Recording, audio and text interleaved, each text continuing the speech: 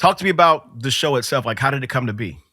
How did the show come to be? I had a very strong emo phase when I was in middle school.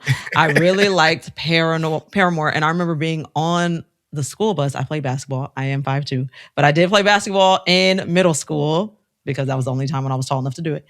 And my coach, my white coach, was like, "What are you listening to?" in my iPod. And I was like, "I'm listening to this Paramore song." He was like, "Oh, you're so white."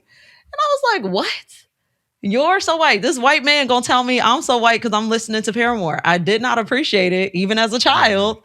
And so I don't know. It just became like part of my kind of rebellious identity where I'm like, yeah, I am gonna listen to Paramore. I actually don't care what you think. I don't care if you call me whitewash for it or whatever. Like it's just who I am. It's not about being white. Little did I know, every Black person on the planet damn near loves Paramore because they're just something about them. Haley is very church inspired. She has spoken about that. All of her influences are Black, many of them. So yeah, she just she gets it. And we hear it. I was not aware of Paramore for a long time. Mm-hmm. And one of my DJ friends put me on to Paramore. He put me on to a song, Ain't It Fun? That's was the one he put me up. And I play that thing at least once a week now. As you should. Once you hear it, you can't unhear it. It's like, wow, she really describing the adult experience for real, for real. It's a well-written song. But for me, a newbie, what other Paramore songs should I look at? Like, give me 2 or 3 more. Okay, if you are a newbie, I would brand listen new, to. spanking new. Okay. If all you got is Ain't It Fun thus far, I would go back and listen to Misery Business. That's the first single that really, really broke mainstream for Paramore. So that was before Ain't It Fun as well. So I would listen to Misery Business. I would listen to Decode. That was another one that broke mainstream pretty heavily for them because it was on the Twilight soundtrack. Oh, okay. So I would do those 2 to start. And you actually got to interview her.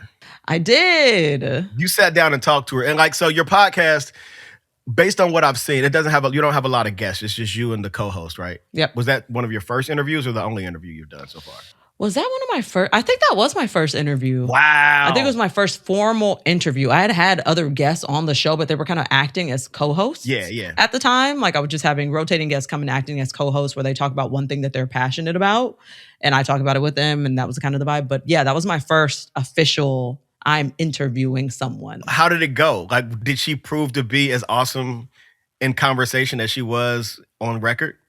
Haley is exactly who she purports to be, which you cannot say about most people. I think she is very pro-Black in her music. Her most recent solo album has really pro-Black themes to it. She's that exact same way in person. Really? She's very kind, very sweet, thoughtful, well-mannered. She's Southern, so like she's exactly who she seems to be. Based on the few things I've seen about her, she seems really cool. Yeah. And she seems like the type of person that Black people would love. 1000%. She is the exact type of person that Black people would love.